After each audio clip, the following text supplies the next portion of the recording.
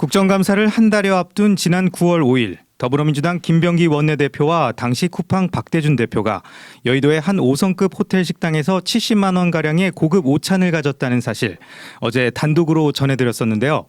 그런데 이 자리에서 인사청탁으로 해석될 수 있는 자료가 전달된 것으로 확인돼 파장이 커지고 있습니다.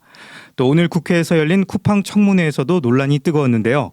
이 사안을 취재한 김기용 기자와 함께 자세히 알아보도록 하겠습니다. 김기용 기자, 안녕하세요. 예, 안녕하세요. 네, 먼저 이 오찬 자리에서 어떤 일이 있었던 건지 정리해 주시죠.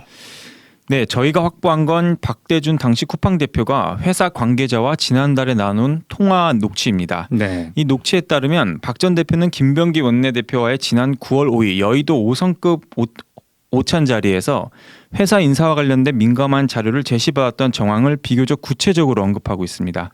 이 녹취록을 보면 박 전 대표는 이 김병기 의원이 뭘 건넸는데 자신은 외면했다면서 그걸 아는 게 회사의 재앙이 될 수 있다. 또 이 불편한 진실을 나도 모르길 바랬다라는 표현까지 있었습니다. 네. 자신이 데리고 있던 보좌진이 쿠팡 임원으로 재직하고 있었는데 이 보좌진과 관련된 자료를 직접 건넨 것으로 전해집니다. 김 원내대표가 건넨 것을 아는 것 자체가 재앙이 될 수 있었다고 표현한 만큼 상당한 부담을 느꼈던 상황을 토로했습니다. 네.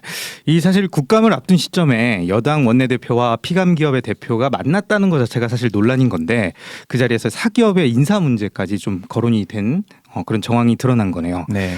그리고 오늘 또 쿠팡 개인정보 유출 사태와 관련한 이 청문회에서도 논쟁이 좀 뜨거웠다면서요. 네, 맞습니다. 오늘 청문회는 바로 그 박대준 김병기 오찬 논란이 정면으로 쟁점화되면서 시작이 됐습니다. 네. 특히 김병기 원내대표에 대한 증인 채택 요구가 공개적으로 제기되면서 초반부터 거센 공방이 벌어졌습니다. 국민의힘 신성범 의원은 청문회 시작 전 의사 진행 발언에서 이 CBS 보도를 언급하면서 증인 신청을 공식 요구했습니다. 한번 직접 들어보시죠. 인사에 개입했다는 의혹이 언론에 보도된 마당에 이게 쿠팡하고 관련된 거 아니에요? 아 이제 다 찍혔으니까 내리고 그만하세요. 아니 무슨 소리예요? 다 아이 그만하세요. 김병기 의원님을 정인으로 채택해 주세요. 예, 오늘 쿠팡 청문회에서는 이 실소유주인 김범석 쿠팡 INC 의장은 물론이고 박대준 전 대표와 강한승 전 대표 모두 출석하지 않았는데요. 민주당 소속 최민희 과방위원장은 불출석 사유서를 제출한 박 전 대표가 해외로 갔다는 제보를 받았다면서 이 소재지를 파악하기 위해 그의 자택과 강남 쿠팡 비밀 사무실에 사람을 보내기도 했습니다. 네, 그렇군요. 그리고 사실 9월 5일 오찬 자리에 실제로 몇 명이 있었는지, 뭐 식사 메뉴가 뭔지, 뭐 이런 걸 가지고도 좀 말이 엇갈렸다면서요. 네, 맞습니다. 이 김병기 원내대표는 그동안 최소 5명 이상이 함께한 공식적인 자리였다라고 주장을 왔는데 네. 이 오늘 증인으로 출석한 쿠팡 민병기 대협력 총괄 부사장, 대관을 총괄하는 사람인데 네. 룸에서 식사한 사람은 자신과 박대준 전 대표 그리고 김 원내대표까지 3명뿐이었다고 밝혔습니다.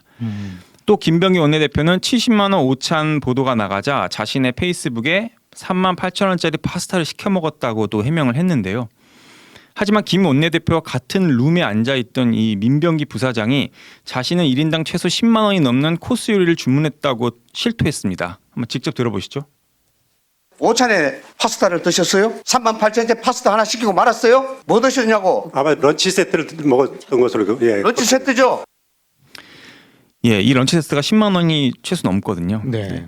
그래서 김 원내대표가 언급한 3만 8천 원짜리 파스타는 이 식당의 에피타이저, 즉 식전 메뉴로 2시간 반 동안의 오찬에서 이것만 먹었다는 해명은 설득력이 떨어진다는 지적이 나옵니다. 네, 그렇군요. 사실 근데 이 얼마짜리를 먹었냐 이것도 뭐 중요하지만 결국 핵심은 누가 계산했냐 이런 거 아니겠습니까? 예, 맞습니다. 가장 중요한 쟁점은 이 결제 주체, 끝내 밝혀지지 않았습니다.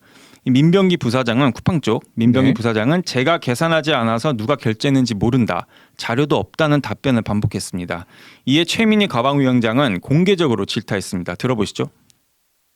쿠팡 측에서 계산했죠? 정말 답답하네. 쿠팡은 시스템이 영수증 제출하십시오. 그 음지에서 주겠다는 사람 찾아서 하십시오.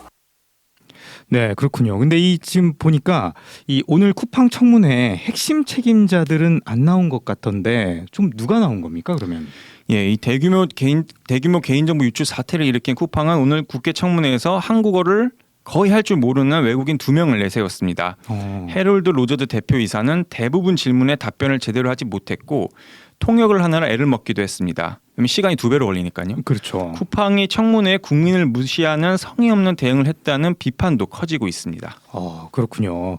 자, 그리고 오늘 뭐 정부 차원의 대응도 좀 나왔죠? 네, 배경원 부총리 겸 과학기술정보통신부 장관은 쿠팡 개인정보 유출 사태와 관련해서 이 영업정지 가능성을 공정거래위원회와 논의 중이라고 밝혔습니다. 네, 그렇군요.